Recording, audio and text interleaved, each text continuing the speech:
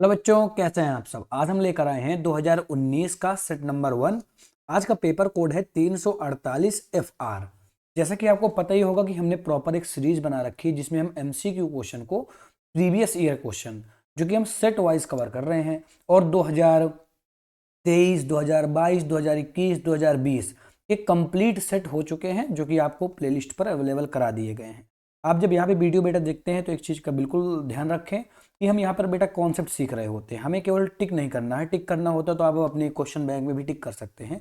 यहाँ पर हम पूरा एक्सप्लेनेशन देते हैं, साथ साथ में हम बहुत सारी जानकारी भी देते हैं कि कौन से क्वेश्चन रिपीट हो सकते हैं, किस टाइप के क्वेश्चन रिपीट होते हैं, क्या इस क्वेश्चन से और भी क्वेश्चन बन सकते हैं। ऐसे करके बहुत सारी जानकारी आपको मिल जाती है।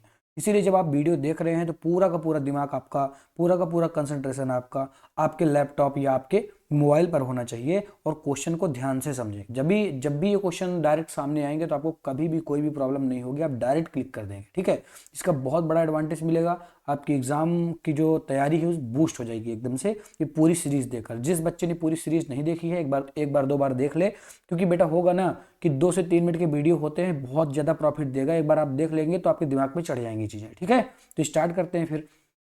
पहला क्वेश्चन पूछा गया, आवृत्त बीजी पौधों के पुंकेसर होते हैं। आपने पुंकेसर वर्ड पढ़ा होगा, जिसने नहीं पढ़ा और जिसने इंग्लिश से पढ़ा होगा मैं बता दूं, इसको एंथर बोलते हैं।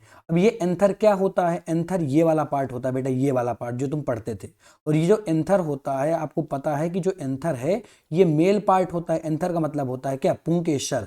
तो पुंकेसर कौन सा पार्ट होता है? मेल पार्ट होता है। तो यहाँ पर ऑप्शन नंबर सेकंड सही हो जाएगा, पुंकेसर मेल पार्ट होता है। आगे बात करते हैं, प्रभाविता और पृथक्करण के नियमों को प्रतिपादित किसने किया था? अब अगर आप ध्यान से देखें बेटा, तो इसमें कोई रटने वाली बात तो नहीं है, क्योंकि आपको पता है प्रभाविता और पृथक्करण का नियम किसने दिया था? मेंडल ने दिया था बेटा। इसमें किसी को कोई दिक्कत नहीं होगी। ठीक, आगे बढ़ते हैं। चलो, जीन अभियांत्रिकी की नींव किस एंजाइम की खोज से पड़ी? मतलब आप जेनेटिक इंजीनियरिंग जो पढ़ते हैं बेटा, पूछा गया उसकी नींव। जब जेनेटिक इंजीनियरिंग आज इतनी ग्रोथ हो चुकी है उसकी, लेकिन पहले क्या ऐसा नहीं था? जब हम जेनेटिक इंजीनियरिंग नहीं कर पा रहे थे, उसकी खोज के बाद तुरंत ऐसा हुआ कि एकदम से बूस्ट हो गई चीजें।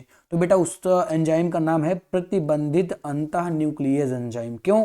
क्योंकि देखो ये डीएनए है अपना, और आपको पता है कि अगर मुझे डीएनए का अध्ययन करना है या डीएनए की कोई भी जीन्स को निकालना है या डीएनए को काटना है, तो सबसे पहली प्राथमिक चीज ये है कि मुझे एक ऐसा एंजाइम चाहिए जिससे मैं डीएनए को काट सकता हूं। और वो कौन सा एंजाइम है? वो है अंतः एंडोन्यूक्लियस एंजाइम, जिसे हम बोलते हैं, या जिसे हम इंग्लिश में बोलते हैं एंडोन्यूक्लियस एंजाइम, और हिंदी में बोलते हैं प्रतिबंधन अंतः न्यूक्लियस एंजाइम।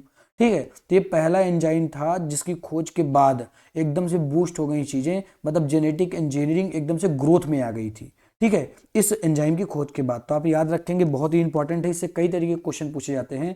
डायरेक्ट भी पूछा जाता है कि डीएनए को काटने वाला या डीएनए की आणविक कैंची कौन है जिससे डीएनए को काटा जाता है, तो उसमें भी एंडोन्यूक्लियस एंजाइम भी सही हो जाएगा। और ये लगभग सभी ईयर में किसी न किसी सेट में देखने के लिए क्वेश्चन मिल जाता है।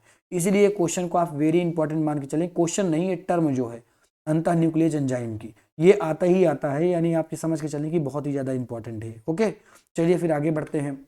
नेक्स्ट और लास्ट क्वेश्चन ये है कि पारिस्थितिकी तंत्र में निम्नलिखित में से आवश्यकता होती है या निरंतर आवश्यकता होती है?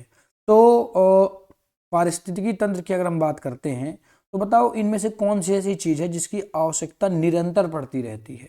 तो बेटा वो है ऊर्जा। क्या है? ऊर्जा है। डायरेक्ट क्वेश्चन को याद रखना है, बहुत ही इंपॉर्टेंट सा क्वेश्चन है।